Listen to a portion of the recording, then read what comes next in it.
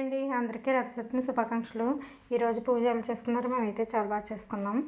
8 అయ్యేసరికల్లా పూజ అయిపోయింది. మాకు ఉదయం 8 అయ్యేసరికి 5 గంటల లేసాము. లేచి ఇద్దరు ఉన్నాం కదా, చేసుకున్నాం. 8 అయ్యేసరికి పూజ అయితే అయిపోయింది. ఇక్కడ ఇసుక ఎందుకు వేస్తున్నాం అనుకుంటున్నారా? గుచ్చి పాడైపోద్దని చెప్పేసి ఇసుకేసి దాల్ రాజేసాం అనమాట. దాల్ మీద వండిన పరమాన్నమే నైవేద్యంగా పెట్టుకుంటాం సూర్యభగవానుడికి.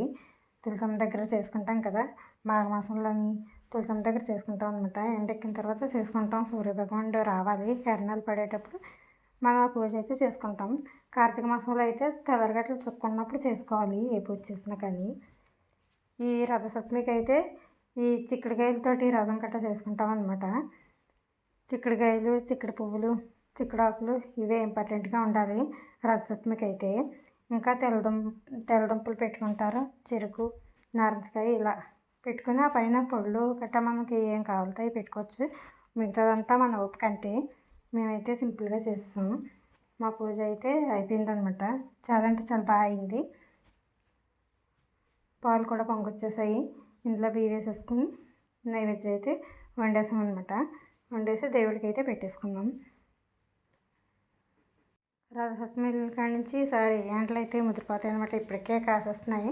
కొంచెం చలి వచ్చినా కొంచెం ఎండలు అయితే ముదిరిపోయి ఈ కాడి నుంచి ఇంకా చెప్పక్కర్లేదు, చాలా ఎండలు కాసేస్తాయి అనమాట. రథసప్తమి వెళ్ళిన కాడి నుంచి రథాలు పరిగెట్టే ఎండ కాసేద్దని చెప్తారు. ఇదిగో రథాలు అయితే ఈ విధంగా ఏర్పాటు చేసుకున్నాము.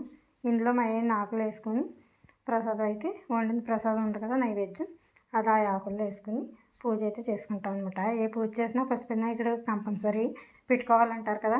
మనం ఏ పూజ చేసినా వినాయకుడిని అయితే పెట్టుకోవాలి చేసుకుని. ఆ వినాయకుడి పూజ అయిపోయిన తర్వాత దీపారాధన చేసేసుకోవడమే. మా పూజ అయితే కంప్లీట్ అయిపోయింది. మీరు ఎలా చేసుకున్నారు రథసప్తమి? ఈ రథసప్తమికి ఏరుపిడకలో ఏరు తెచ్చుకోవాలన్నమాట. ఇన్నాళ్ళైతే బెళ్ళంట గట్టి వెళ్ళి ఏరు తెచ్చుకునేవారు. ఇప్పుడైతే ఎక్కడైనా దొరికితే అలా 2 పిడకలైనా సరే చేతడానికి తెచ్చుకొని మిగతా దొరకకపోతే ఏ పిడక వేసుకుని పాలు అయితే పొంగించేసుకుంటాం అనమాట.